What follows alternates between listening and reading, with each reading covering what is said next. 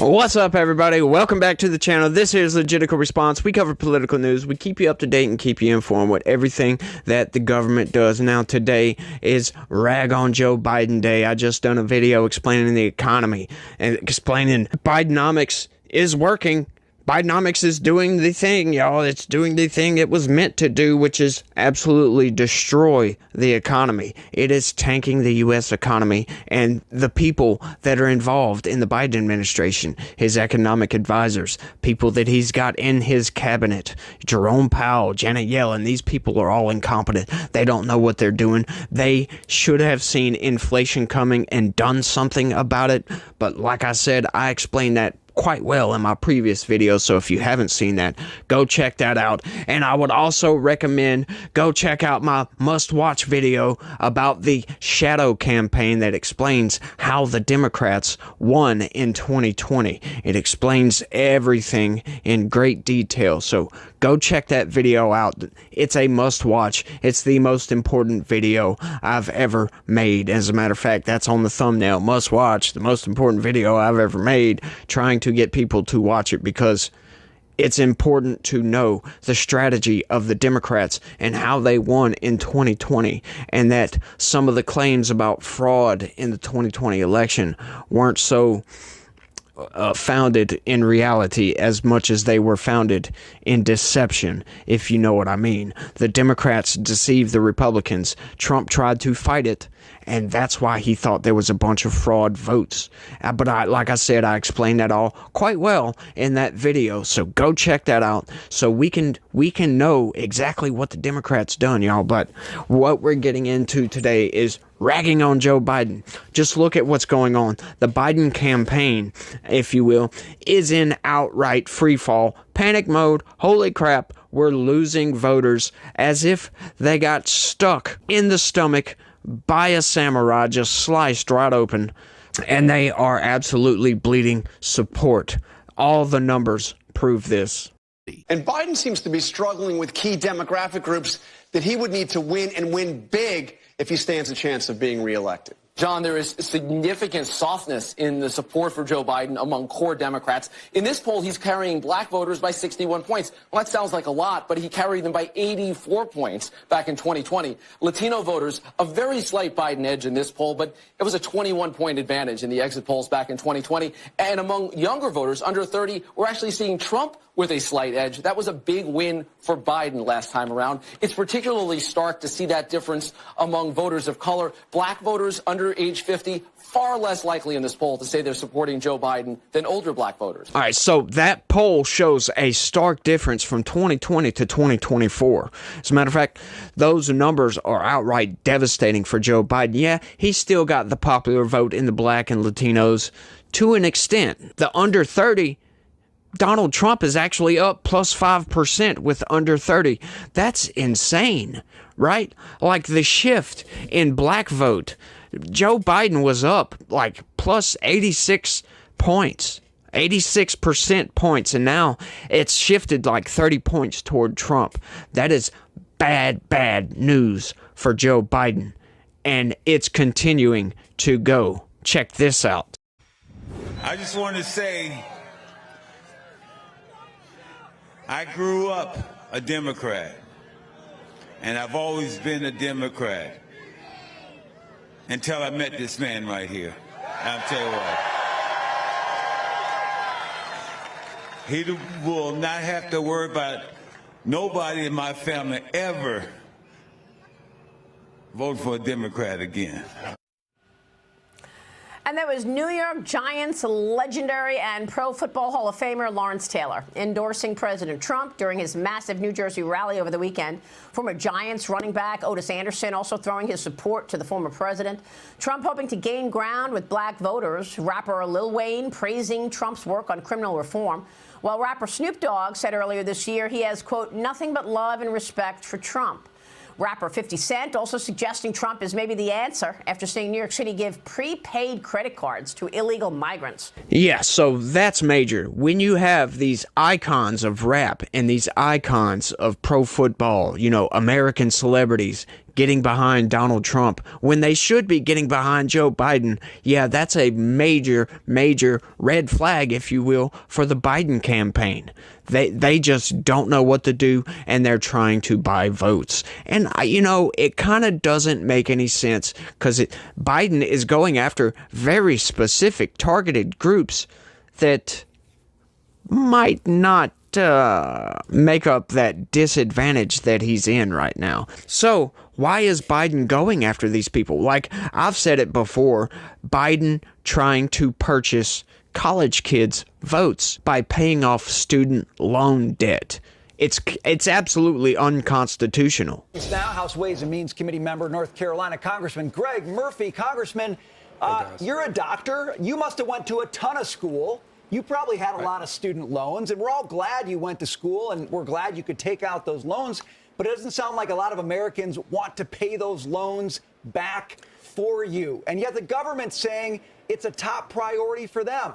Why? Now, it's Kamala saying that, and it's President Biden saying that. Yeah, guys, we grew up in a day when you signed on the dotted line and you said you were going to do something, it meant something. The Biden administration has pushed that to the wind. And you hear Kamala, she just said we're going to go around Congress and the courts because we know that this is unconstitutional. I think to this point, over $1 trillion.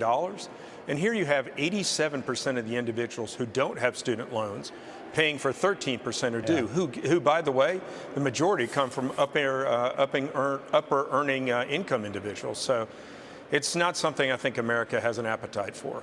So like he said, they don't care. They're willing to go around Congress, to go around the Supreme Court to get this done. 87% of the people that don't have student loan debt are paying for 13% of that student loan debt. Yeah, where do you think that comes from? That comes from taxpayers. Anything that the government does comes from taxpayers. So we are paying for that. We pay for everything that the government does. We are paying for Joe Biden's salary, for God's sakes, and I really wish I didn't have to pay for Joe Biden's salary. I don't think he should take a salary like Trump did. Trump didn't take a freaking salary. But that just shows the Biden administration is in outright free fall. They're in outright panic mode. They are willing to destroy the norms in this country, destroy your pocketbook just to buy off some college kids' votes, just to get these people to vote for him. They are willing to undermine the economic future of the next generation coming up just to remain in power. That should tell you everything you need to know about the Biden administration. But like I've said, that's not the only thing. He's allowing millions to come across that southern border. He is taking our tax dollars, your inheritance, your Social Security, that money that could be going into Social Security, in other words, and sending it to Ukraine, sending it to Israel, sending it to everywhere except where it needs to be. For God's sakes, they are saying Social Security will be dissolvent by 2033. That should raise some red flags in people's minds, right? We need to get the word to some of these Democrats that are, yeah, go Joe Biden, that think Donald Trump is an evil orange man. Right? It's not going to be the end of the world. Buckle up, because it's coming, because Joe Biden can't win on November 5th. He can't win. We can't handle this. We can't handle another 4 years of Bidenomics, y'all. It just isn't gonna work. And when it comes to the Fox News poll, only 43% right now care about the repayment of student loans as their top issue. Really, grocery prices, 89% say that's their top issue. And so you think about this, and you think about the Biden administration and all the promises they made that they did not follow through with, and even broke in many ways. For example, inflation and the prices that we're seeing at the store. So I come back to this student loan issue, and I think to myself, they just want to jam it through so at least they can say that they were able to do something. Yeah, but when you add another $1 trillion to the debt, and yeah, you want to try buying young voters because, good Lord, with the October 7th massacre now, the young Democratic vote is split. So he's trying to go back and buy these things. This is what's happened with this administration, guys, plain and simple. Everything's political, despite its harm to the economy, harm to our deficit, and it's not going to have a good ending. And again, America doesn't want this. I was surprised at those numbers that you just cited. I don't know anybody who feels that they should have their loans forgiven, just written off, so some poor plumber who never went to school would have to pay them. Well said. Okay, so let's work through this logically right quick. Joe Biden is trying to pay off some people's student loan debt at the expense of everything else. Okay, so logically, that doesn't make any sense because, sure, you might have your student loan paid off, but guess what? If you're still paying high prices for gas, for groceries, your utility bills, for rent, because all of these things are just continuing to go up and up and up, and wages aren't coming up to reach those increases in prices, you're still paying a whole hell of a lot more. So that little bit of student loan debt is going to be absorbed by higher groceries, higher rent, higher mortgage. Interest rates are through the freaking roof right now. I mean, you can't get a loan with interest rates being as high as they are right now. That's absolutely insane. That is absolutely putting a halt to any new growth. That is bad news for the economy.